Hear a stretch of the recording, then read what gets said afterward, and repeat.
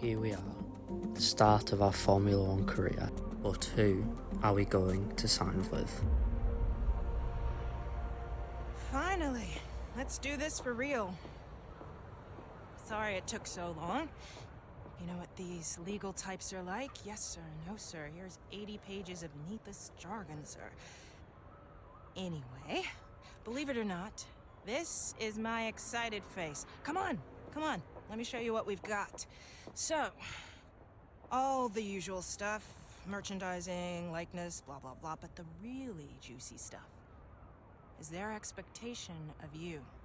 They need you to challenge yourself all season, be the best you can be, dominate your teammate, become a legend. All that jazz. Now, it's over to you. Here it is then, our first Formula One contract, and it will be with Alpine alongside Pierre Gasly. They aren't expecting much from us. They aren't expecting us to be better than Pierre, but I think we are going to go for a higher rating than what is recommended. Floating around 69 or 70. They think we should go for 69, but I am going to go for 70. And let's sign our first Formula One contract. With an F1 contract comes a lot of money, and we decided to splurge on a new house to show that we are here to stay. And there is our official rating. Here's some of the admin stuff. I'll add a timestamp so you just skip ahead of this. Doing a full season, and I'll go through my settings now, just editing them to make sure they're accurate. Don't want to be doing 5-lap races, long races, full qualifying, driver moves on, R&D on, simulation sessions. Not doing simulation damage because I'm bad, but I'm doing simulation damage rate.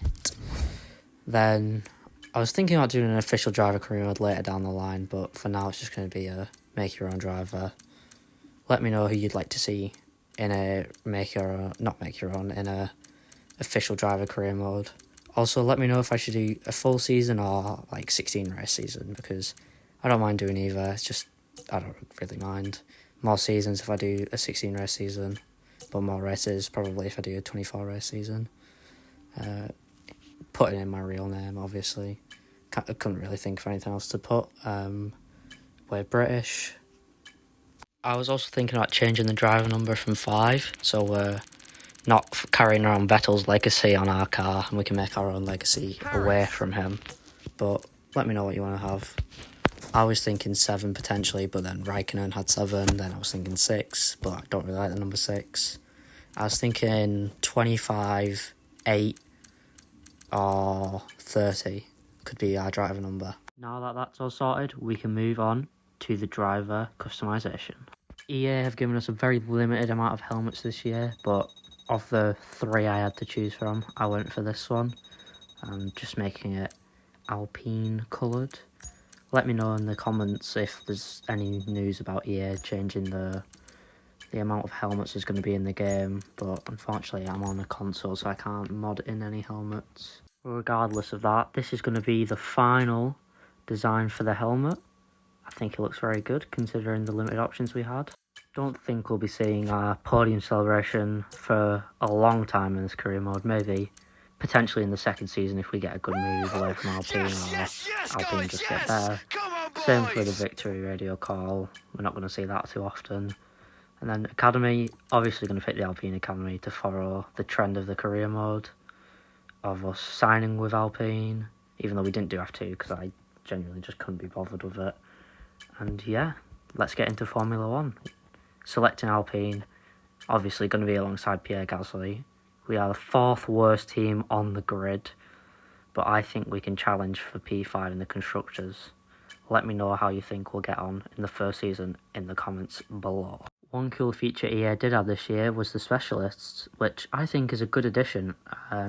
Brings an element of realism to the career mode, but we only currently have access to the manufacturing expert, who Arav likes to call Colin, so I'm not going to call him Colin. We'll think of another name for him. Anyway, moving on to the contract performance tab. Oh, are we? Yep. They want us to hit 70 to retain our seat, to get better, but retain the seat minimum of 60, which I think I'll be able to achieve. And then accolades is also a very cool element to the game. And then obviously with time with PF now, nothing going on there. We are 5 ratings below Logan Sargent, who is the worst current driver on the grid. But I think we'll be able to catch him in due course. Moving on to the R&D hub, we are going to check out where we are compared to the other teams. 2nd worst aerodynamics, no, 5th best aerodynamics, worst powertrain, 4th best durability on an Alpine. That can't be right. And I think it was 2nd worst chassis, if I'm not mistaken. But that is everything you need to know ahead of the first race and episode of this career mode. Now it is time for the grid reveal.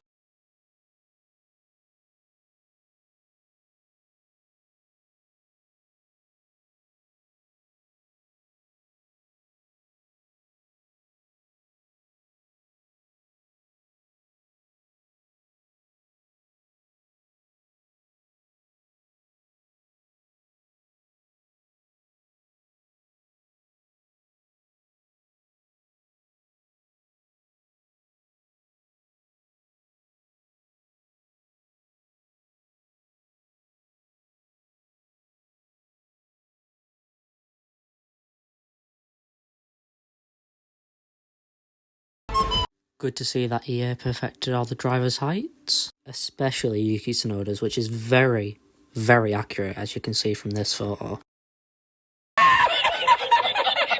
Anyway, thanks for watching, and I'll catch you in part 1, coming out soon.